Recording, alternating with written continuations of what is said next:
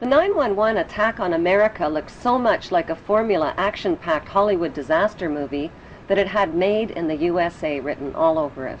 The only difference is it used real props and real people.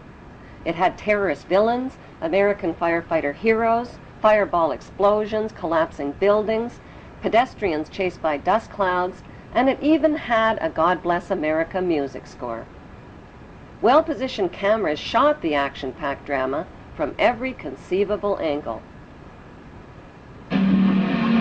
Just the picture of the helicopter landing and the president walking in, and then the 19 hijackers had been Saudi nationals. So in the terrible... He said that he didn't believe that Osama bin Laden... No one has blamed or accused him formally. That how many people worked in the building? The city is confirming that some 265 firefighters are believed. None of us will ever forget this day. People who knock these buildings down will hear all of it soon. America Remembers, Sunday, 83rd. The timing, the title, and the eerie advertisement for Harvey Weinstein's Lord of the Rings movie called The Two Towers was a prophetic and disturbing coincidence. Profits from the Two Towers movie were small change compared to the 9/11 reality disaster movie, which has become the world's top-grossing production of all time. The only thing missing are the 9/11 producer, writer, and director credits.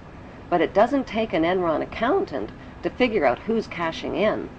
During the first week, the 9/11 producers made a spectacular fortune just on the stock market alone. How? By knowing in advance that the stocks in airline and insurance companies associated with the 9/11 crash would fall in value. Using that inside information, they made negative bets on the stock market called put options.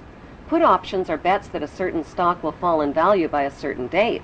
It's big risk gambling, unless you've got inside information that can turn your bet into a sure thing. But that's illegal if you get caught at it. Put option bets on the decline in 9/11 related airline and insurance stocks skyrocketed by a whopping 600% just before 9/11, which means that somebody knew about the attacks before they happened. Who exactly were those somebodies?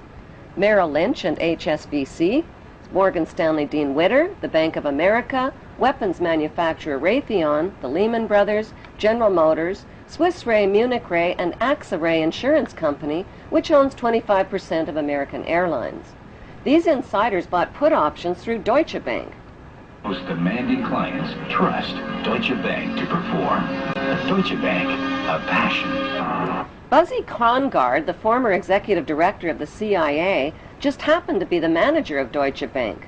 And so the profiteers from 9/11 were not Osama bin Laden or his band of U.S.-trained Arabs. They were blue-chip Israeli, U.S., and British businessmen. Within the first week, the 9/11 producers sucked up $40 billion in box office profits from U.S. taxpayers who were hypnotized, terrorized, and traumatized by the infinite reruns. Think of it as a conspiracy theory true or false test. A.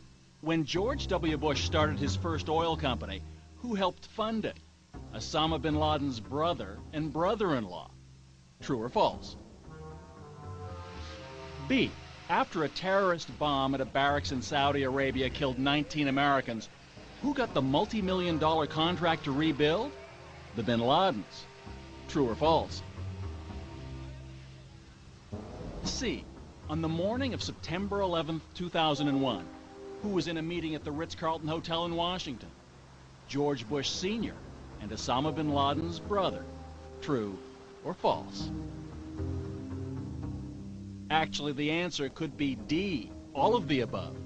Because believe it or not, as far-fetched as they sound, each and every one of those things, the bin Laden link to the Bush Oil Company, the bin Laden construction contract after the terrorist bomb, and the bin Laden-Bush meeting on 9/11, is true.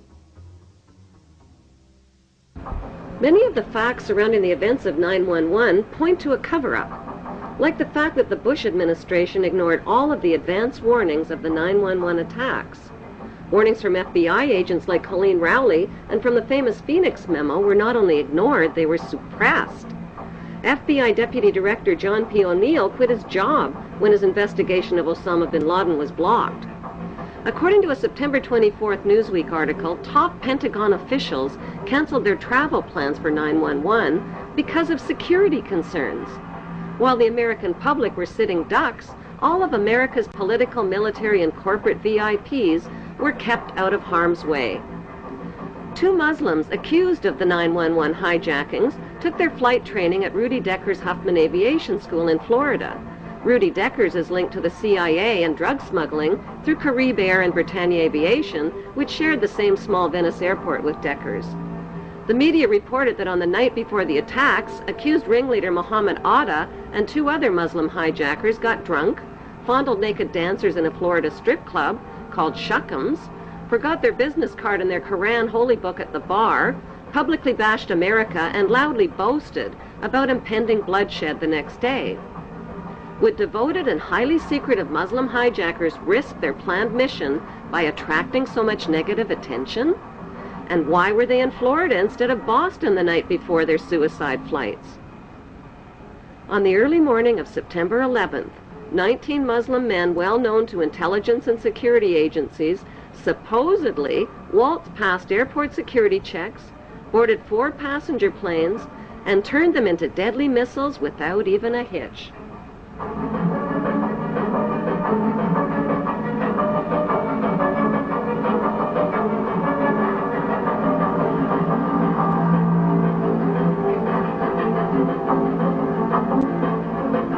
By 8:13 a.m., flight controllers temporarily lost radar contact with American Airlines Flight 11 and reported a suspected hijacking. Even though Andrews Air Force Base is only 10 minutes from Washington, emergency response fighter jets took close to an hour instead of the typical 15 minutes to scramble and begin searching for the hijacked planes. By then, it was too late. President Bush already knew about the first Flight 11, which occurred at 8:46 a.m., when he sat down to chat with school kids at Booker Elementary School. It wasn't until 9:05 a.m. that he was notified that a second plane, Flight 175, had also crashed into the World Trade Center and that America was under attack. Instead of being whisked to safety in this national emergency, Bush nodded and continued chatting with the kids for another 20 minutes about a pet goat, while American citizens were burning alive and leaping to their death from the smoking towers. Wailing against the wind as they fell, almost as if they had second thoughts. It was absolutely horrifying.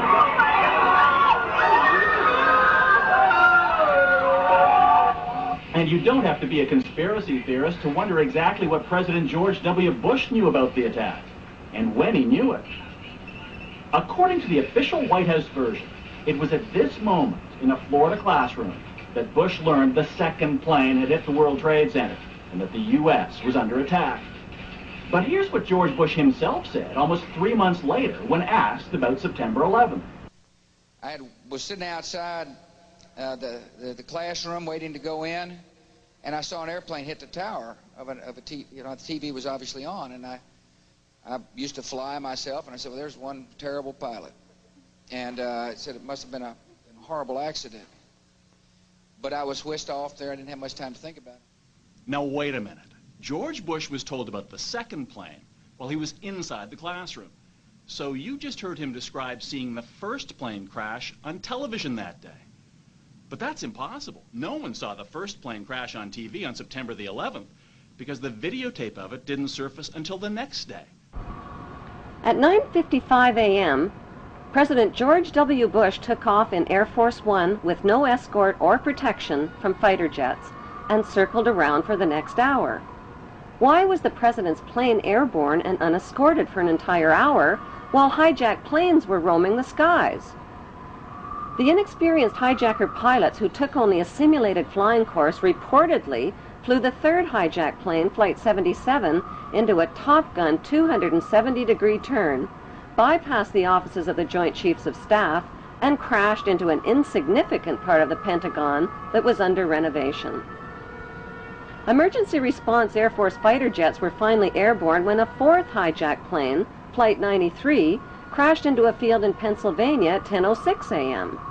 The media reported that passengers overpowered the hijackers, but nearby residents saw U.S. fighter jets overhead and gave eyewitness reports of debris falling from the sky.